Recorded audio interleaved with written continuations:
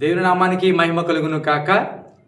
జీవన తొలి సంజ అనుదినమన్న అను ఏ ఉదయకాలపు వాక్య ధ్యానములకు మిమ్మల్ని ప్రేమపూర్వకంగా ఆహ్వానాన్ని తెలియపరుస్తూ నా నిండు వందనాలు తెలియపరుస్తున్నాను. ప్రభునందు మాకు అత్యంత ప్రియులైనటువంటి దేవుని పిల్లలు ఎలా ఉన్నారండి? దేవుని మహాకృపను బట్టి మరొక దినాన్ని దేవుడు మనకు అనుగ్రహించి ఉన్నాడు. నేను దినమంతా ఆశ్వాదకరంగా గడిచిందా? మీ పిల్లలు చక్కగా ఎగ్జామ్స్ రాస్తున్నారు కదూ? మీ వృత్తులను, మీ వ్యాపారాలను దేవుడు దీవించాలని, మీరు తలపెడుతున్న కార్యాలలో దేవుడు విజయాలు ఇవ్వాలని, మీ కన్నీళ్లు నాట్యంగా మార్చాలని నేను ఆశపడుతున్నాను, ప్రార్థన చేస్తూ ఉన్నాను. ప్రియదేవుని పెట్టారా, ఎక్కడ కూడా కృంగిపోకు, నీరసించిపోకు, అయ్యో ఏంటి ఇలా జరిగింది అనే ఆలోచన ఎక్కడ రానివ్వకు. నిరీక్షణతో, ఓపికతో ప్రార్థన చేయి. దేవుడే తన కార్యాన్ని త్వరపెట్టబోతున్నాడు, క్రియ జరిగించబోతున్నాడు. ఉదయకాలం మరి ప్రార్థన చేసుకున్నావా? చేసుకోకపోతే ప్రార్థన చేసుకో.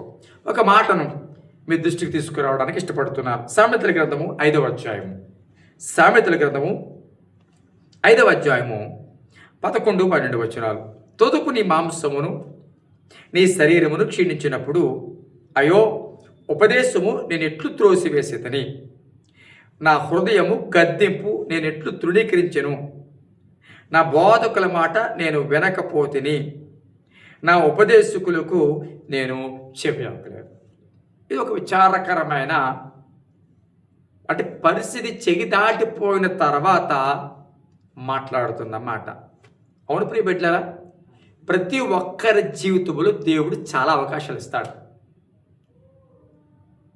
అది ఎప్పటి నుంచి అంటే ప్రారంభం నుండి.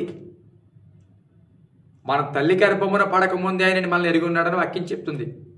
నేను రక్షించుకోవడానికి ఆయన ఎన్నో అవకాశాలు ఇస్తాడు. నీతో మాట్లాడడానికి, ఆయన మాట్లాడేదని వినడానికి ఎన్నో అవకాశాలు ఇస్తాడు. ఆయన మాటకు లోబడ్డానికి ఎన్నో అవకాశాలు ఇస్తాడు. నువ్వు దిద్దుకోవడానికి ఎన్నో అవకాశాలు ఇస్తాడు. నీ పాపాన్ని విడిచిపెట్టడానికి ఎన్నో అవకాశాలు ఇస్తాడు. నీ జీవితాన్ని తిరిగి ప్రభువులో కట్టుకోవడానికి ఎన్నో అవకాశాలు ఇస్తాడు. ఆత్మీయ జీవితంలో కూడా పడిపోయావా, ప్రార్థన జీవితంలో పడిపోయావా, మళ్ళా తిరిగి కట్టబడడానికి మళ్ళా దేవుడు అన్న అవకాశాలు ఇస్తాడు.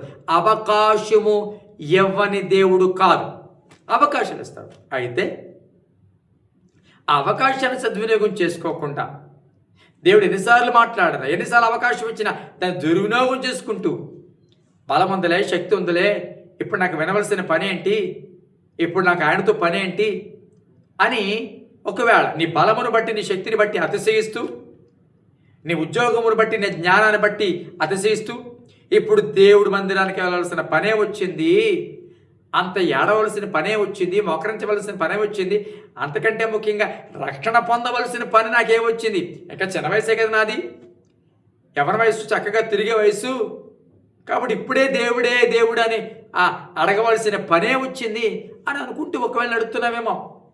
ఈ మాటలు విని ప్రియబిడ్డలారా, దేవుని సందులో నీ జీవితంలో అయ్యో అనే మాట రాకూడదు.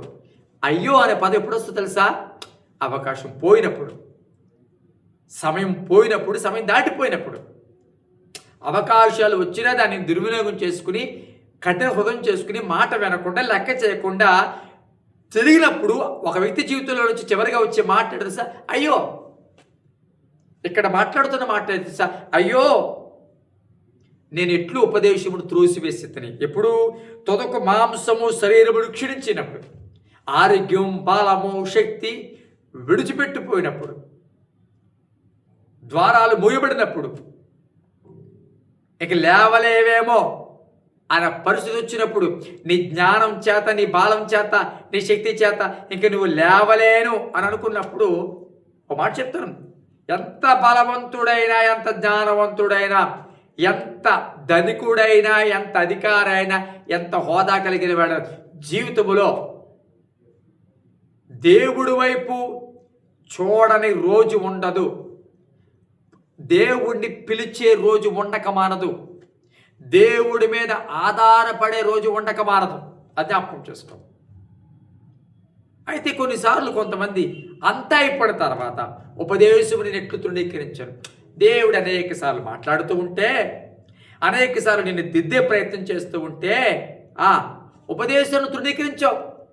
తల్లిదండ్రుల మాటను ధృవీకరించో ప్రార్థన చేసుకోమని చెప్పే తల్లి మాట, చెడు సహవాసాలు మానేయమని చెప్పే తండ్రి మాట, బ్రతుకును మార్చుకో అని చెప్పిన దైవజనుడి మాట, అవకాశాలు వినియోగించుకోకుండా ఇష్టానుసారంగా తిరిగిపోతే ఏదో ఒక రోజు అయ్యో అనే మాట నువ్వు పలకవలసి వస్తుంది. అవును ప్రియబిడ్డలారా, ఉపదేశము వెనబడినప్పుడు, అవకాశము ఉన్నప్పుడు ఆ అవకాశాన్ని సద్వినియోగం చేసుకోకపోతే, హృదయాన్ని కఠినం చేసుకున్నట్లయితే ఒకరోజు అయ్యోనే మాట వస్తుంది. బోధకుల మాట నేను వినకపోతేనే, చూసారా, బోధకుల మాట కూడా వినలేదంట. బోధిస్తూ ఉంటే కోపగించుకుని నా గురించి చెప్తున్నారు అనుకుని, లేకపోతే బోధిస్తుంటే సేవకుల మీద పగబెట్టుకుని, లేకపోతే దేవుడు మాట్లాడుతూ ఉంటే దిద్దుకొని స్వభావంతో కఠిన హృదయం చేసుకుని ఈ మాట వింటున్న ప్రియబిడ్డారా, దేవుని సన్నిధిలో అయ్యో అనే మాట నీ జీవితంలో రాకూడదు. అవకాశాలు దాటిపోయిన తర్వాత అయ్యో అనే మనసు, బాధ, వేదనకి రాకూడదు. దానికి ముందుగానే ప్రభు ఇచ్చిన అవకాశాలు సద్వినియోగం చేసుకుంటే గొప్పగా దీవించబడతాం. కళ్ళు మూసుకుందాం. పరిశుద్ధమైన తండ్రి, పరిశుద్ధ నామానికి స్తోత్రాలు. మరొక దినం మీరు మాకు ప్రేమించి ఇచ్చారు, స్తోత్రాలు అయ్యా.